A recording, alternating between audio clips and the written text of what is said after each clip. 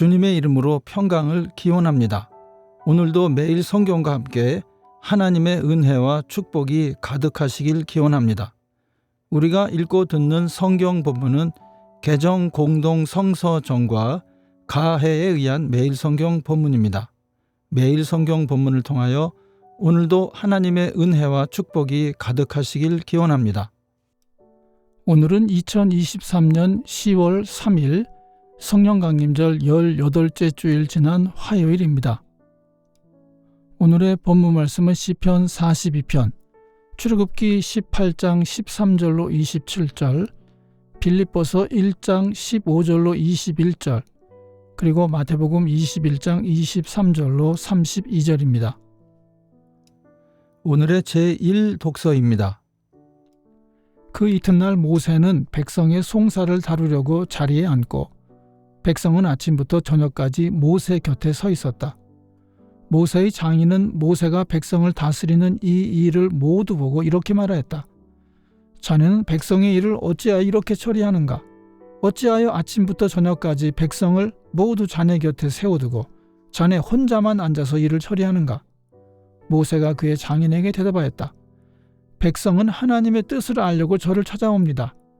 그들은 무슨 일이든지 생기면 저에게로 옵니다. 그러면 저는 이웃 간의 문제를 재판하여 주고 하나님의 규례와 율법을 알려주어야 합니다. 모세의 장인이 그에게 말하였다.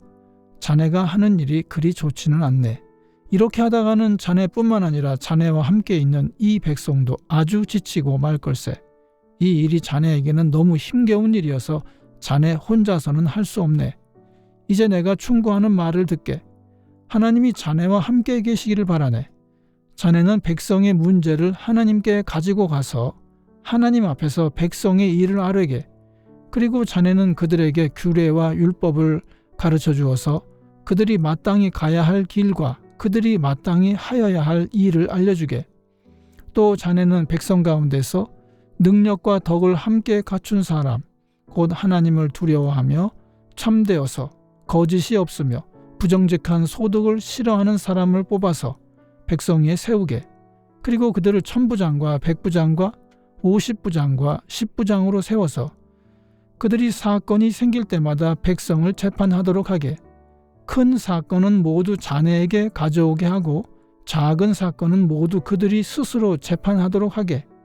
이렇게 그들이 자네와 짐을 나누어 지면 자네의 일이 훨씬 가벼워질 걸세. 하나님이 명하신 대로 자네가 이와 같이 하면 자네도 일을 쉽게 처리할 수 있을 것이고 백성도 모두 흐뭇하게 자기 집으로 돌아갈 걸세.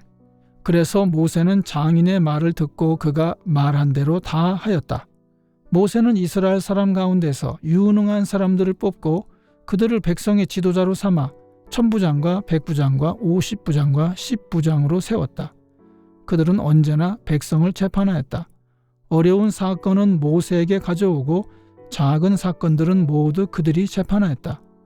얼마 있다가 모세의 장인은 사위의 배웅을 받으며 살던 고장으로 돌아갔다. 아멘. 오늘의 시편 42편입니다.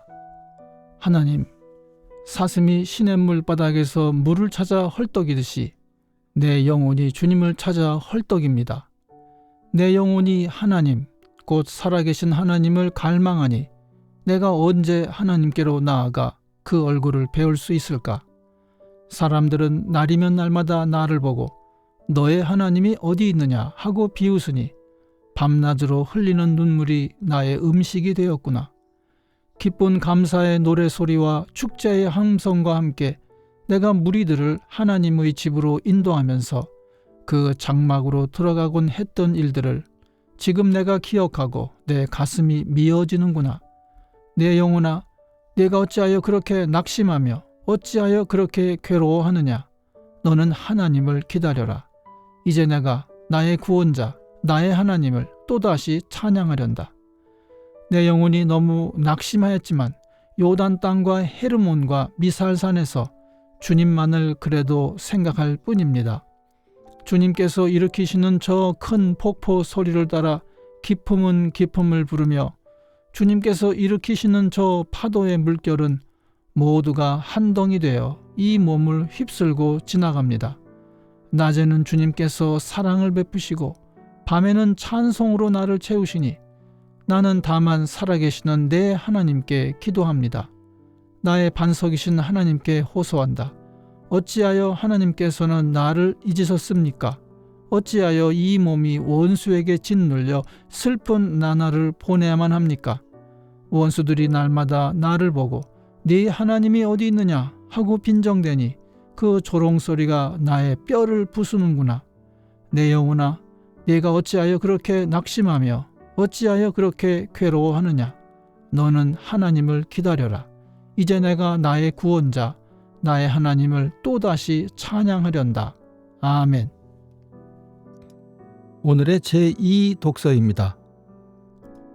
어떤 사람들은 시기하고 다투면서 그리스도를 전하고 어떤 사람들은 좋은 뜻으로 전합니다. 좋은 뜻으로 전하는 사람들은 내가 복음을 변호하기 위하여 세우심을 받았다는 것을 알고서 사랑으로 그리스도를 전하지만 시기하고 다투면서 하는 사람들은 경쟁심으로 곧 불순한 동기에서 그리스도를 전합니다.